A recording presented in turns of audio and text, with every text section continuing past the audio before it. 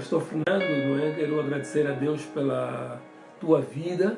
Então vamos partilhar uma palavra de Deus neste princípio do ano, esperando que o ano de 2020 seja realmente um ano de viragem nas nossas vidas, não é? Um ano em que nós possamos praticar justiça, amém? Vamos orar ao Senhor, mas antes de orar eu queria dizer que eu vou partilhar essa mensagem contigo com base no livro dos Evangelhos, Lucas, capítulo 19, versículo 8 e 9. Versículo 8, a interação entre Jesus e Zaqueu, portanto, o coletor de impostos, portanto, ele era um chefe, coletor de impostos.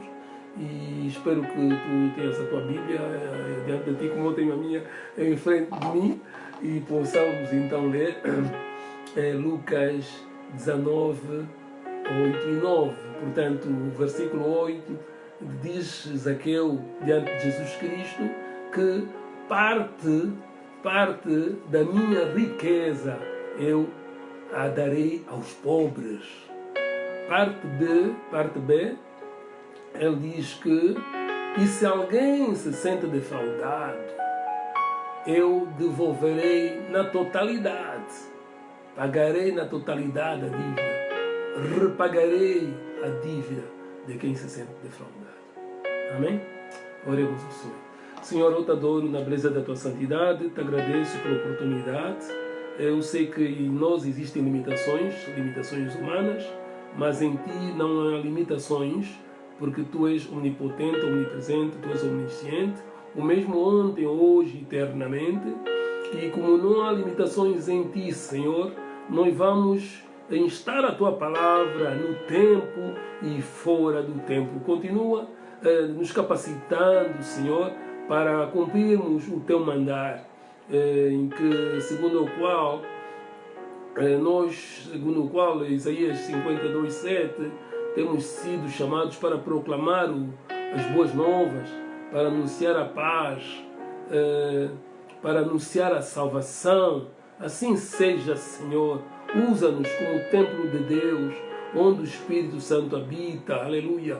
Convém que eu diminua e o Senhor cresça em minha vida. Seja usado como templo de Deus, onde o Espírito Santo habita. Este é um ano de santidade, Senhor. Quando nós proclamamos ano de santidade em nossas vidas, anos de liberdade em Jesus Cristo, sabemos que os desafios também aumentarão, serão maiores.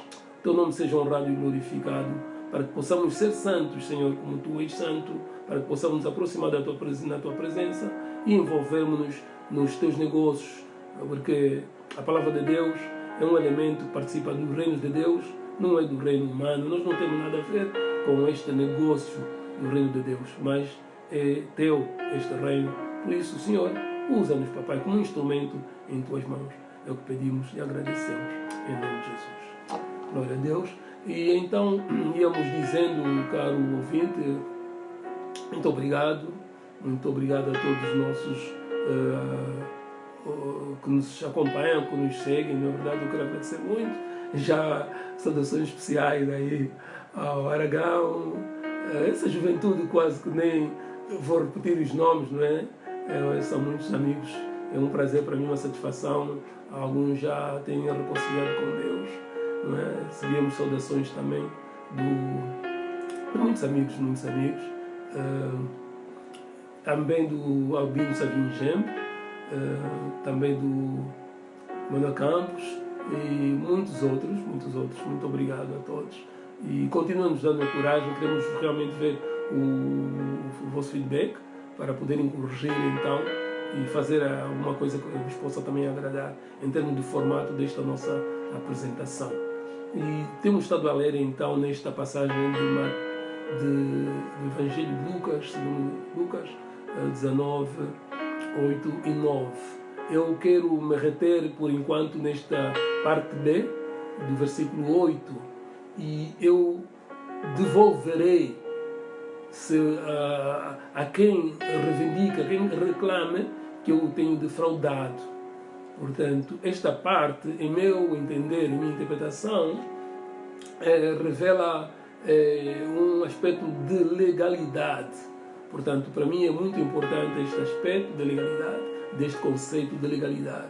Por quê? Porque a palavra de Deus nos questiona, nós como seres humanos. Portanto, basicamente, o que é que Deus requer de nós? O que é que Deus requer do ser humano? O que é que Deus requer do homem? Não é? Então, a própria Bíblia nos responde.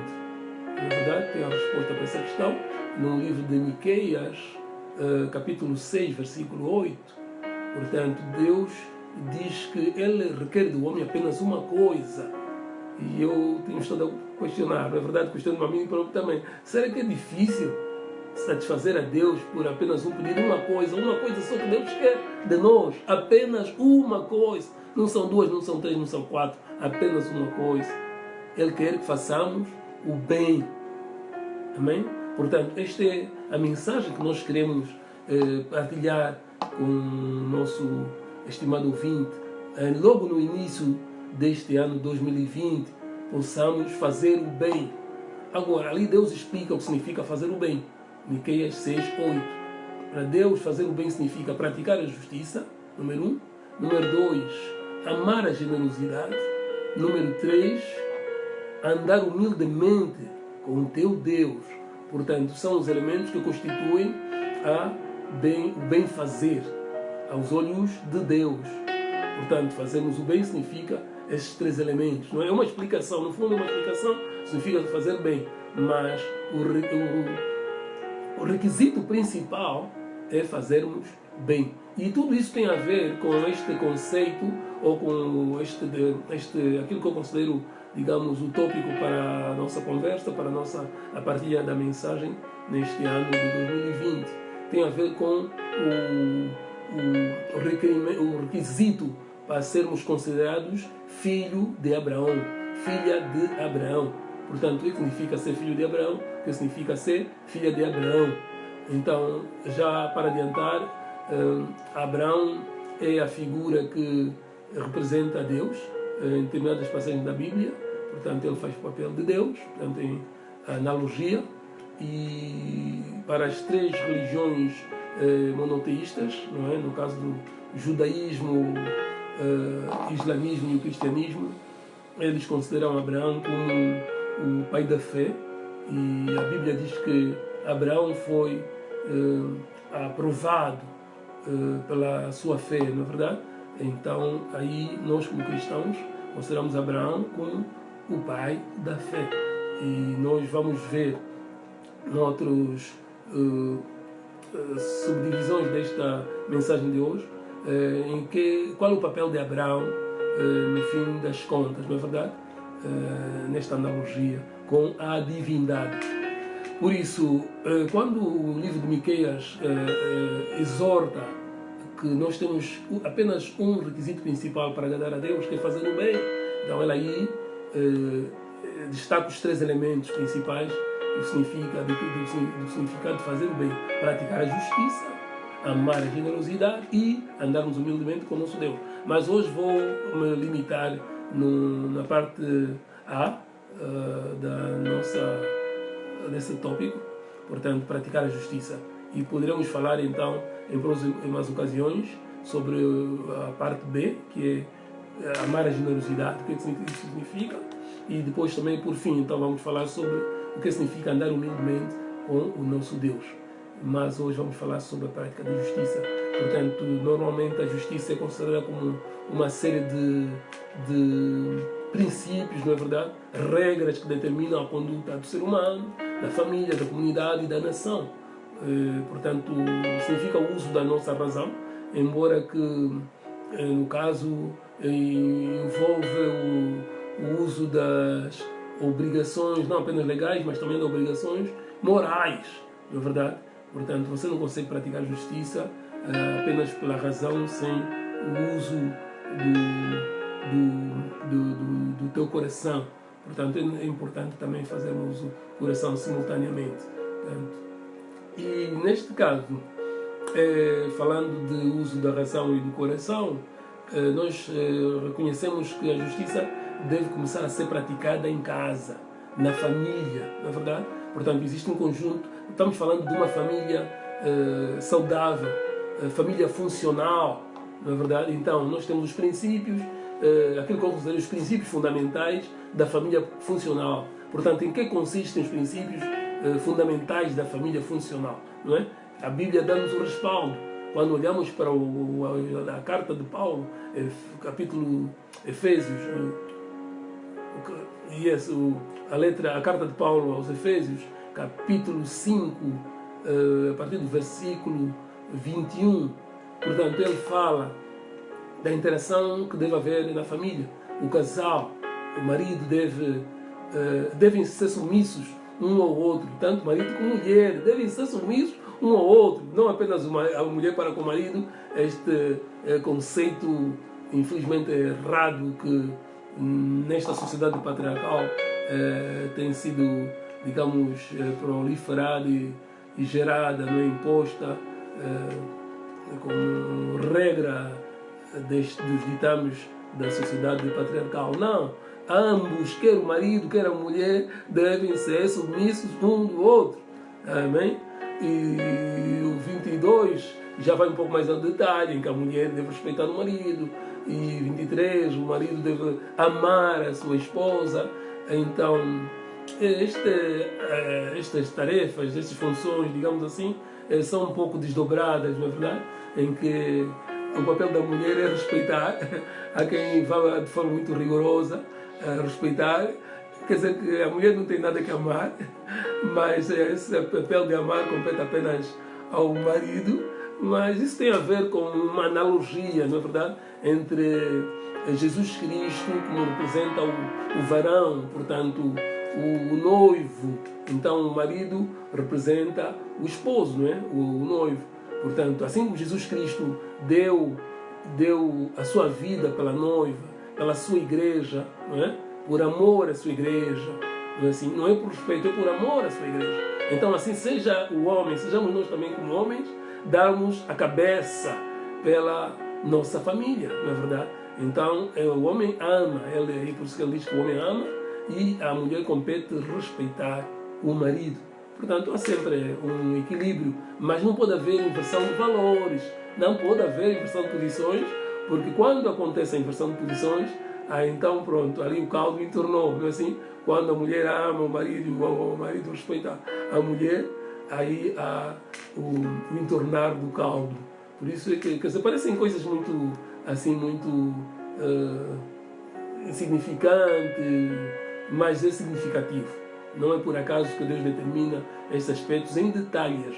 Ao marido compete amar e à mulher respeitar. E o respaldo disso é a analogia de Jesus Cristo e o homem. Portanto, o papel de Jesus para com a igreja, porque ele deu a sua vida, deu a cabeça, não é? Morreu pela igreja, não é? Assim normalmente tem sido também o papel do homem.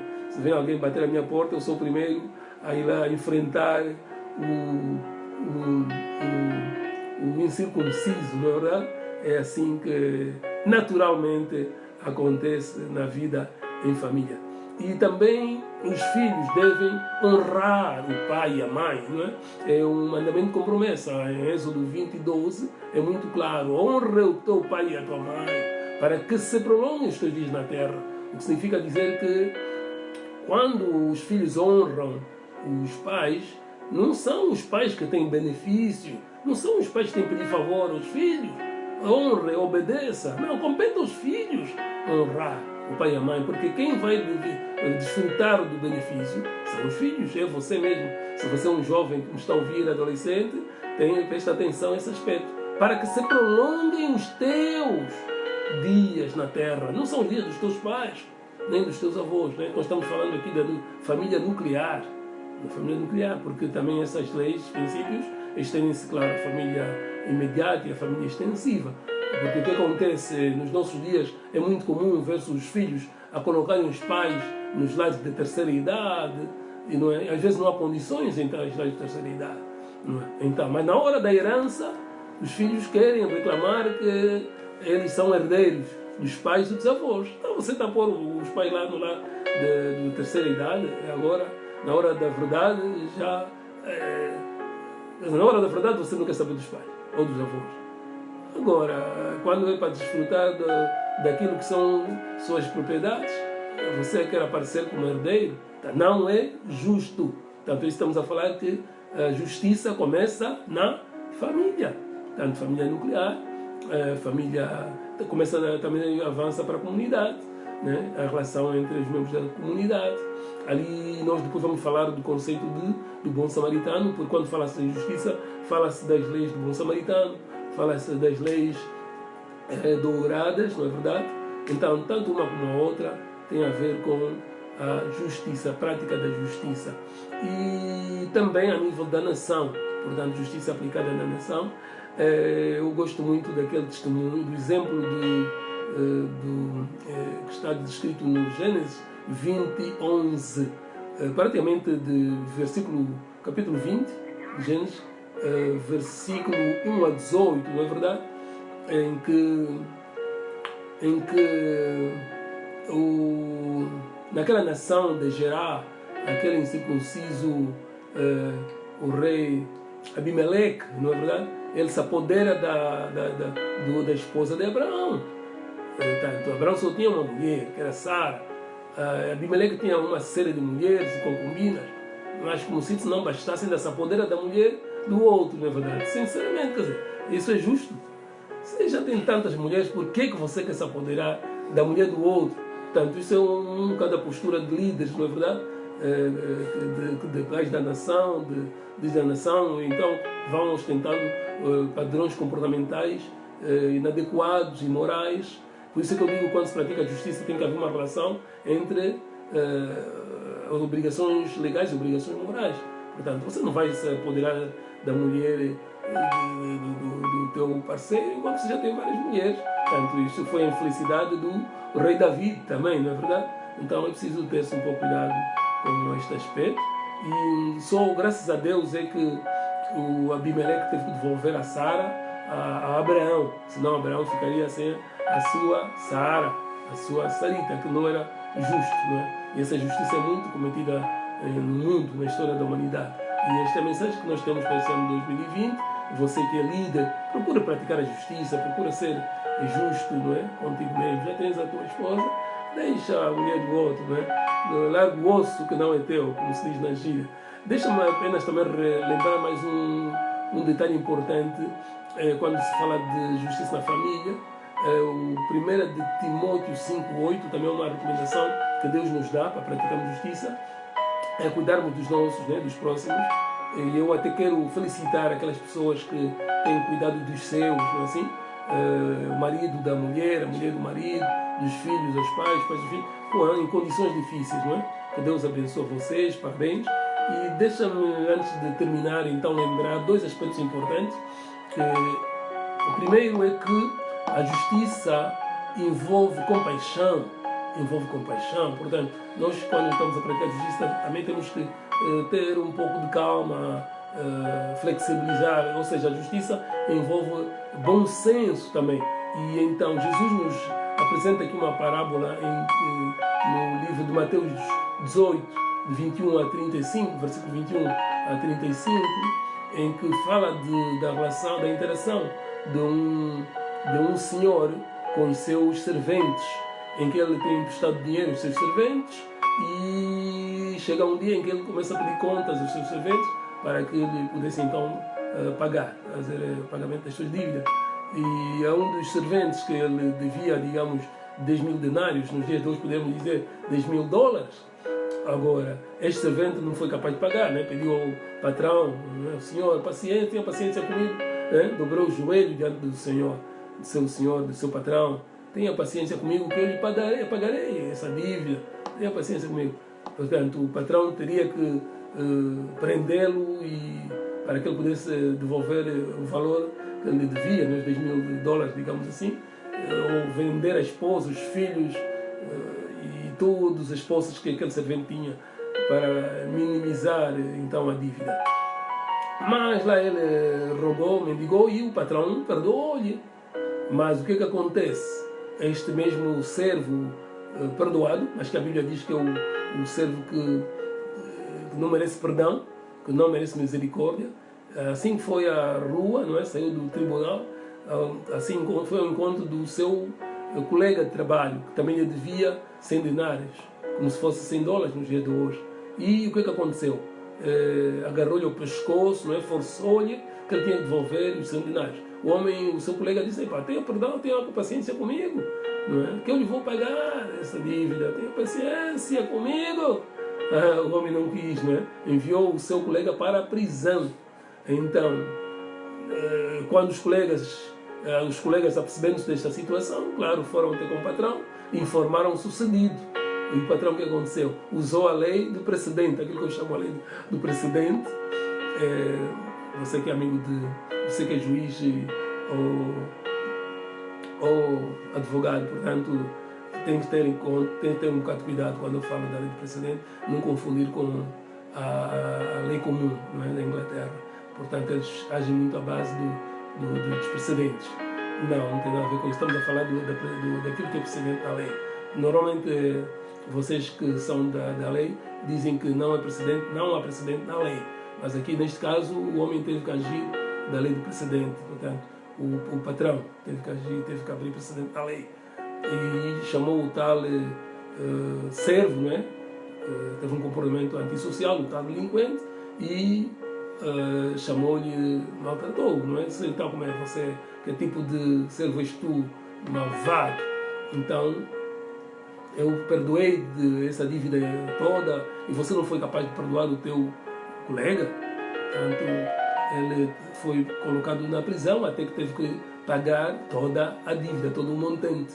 O que significa dizer que, ou seja, a lição que tiramos daqui é que nós temos que ter às vezes um bocadinho de flexibilidade para com os nossos devedores, não é verdade? Até a própria palavra de Deus diz em Mateus 6,14 que nós temos que nos perdoar uns aos outros para que possamos alcançar o reino dos seus. Portanto, para que possamos ser então filhos de Abraão, filho e filha de Abraão, nós temos que praticar a justiça. E a forma de praticar a justiça é também perdoarmos uns aos outros, fazermos do bom senso, não é? Da nossa razão, da boa consciência, e temos compaixão uns para com os outros.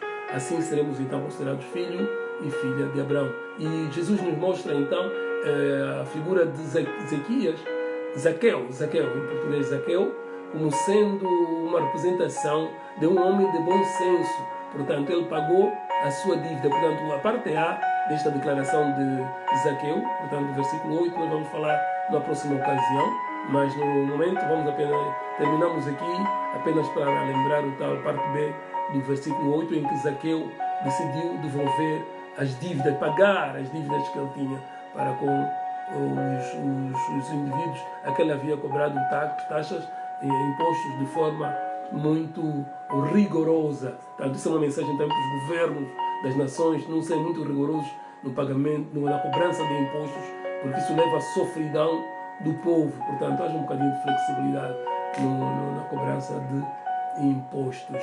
Portanto, este é o lado da justiça que nós queremos aqui abordar esse ano de 2020. Então, a justiça envolve bom senso, não é verdade? Às vezes há um recurso à lei do precedente, e também justiça envolve arrependimento. Portanto, Zaqueu é um homem arrependido, ele arrependeu-se. E nós vemos aí que Jesus Cristo, no versículo 10, declara: eis que tem chegado a salvação nesta casa. Portanto, Zaqueu acaba de receber a salvação, tornando-se então filho de Abraão. Eis que este também é filho de Abraão. Portanto, foi a declaração que Jesus fez em relação ao comportamento de Zaqueu, como sendo uma figura que representa o bom senso. Portanto, nós veremos aqui que Zaqueu ele faz os 3 papéis. Portanto, ele cumpre com este requisito que Deus exige de nós, pede de nós como seres humanos, se fazermos o bem, praticar a justiça. Portanto, este é apenas um exemplo que nós damos em relação ao fazer o bem. Portanto, Zaqueu é um exemplo de fazer o bem, praticando a justiça, tanto arrependendo-se. É o que nós devemos fazer neste ano 2020. Devemos nos arrepender diante de Deus, para que possamos ser filhos, chamados então filho e filha de Abraão. Amém? Que Deus abençoe a todos e nos veremos na próxima ocasião. Muito obrigado. Que Deus abençoe.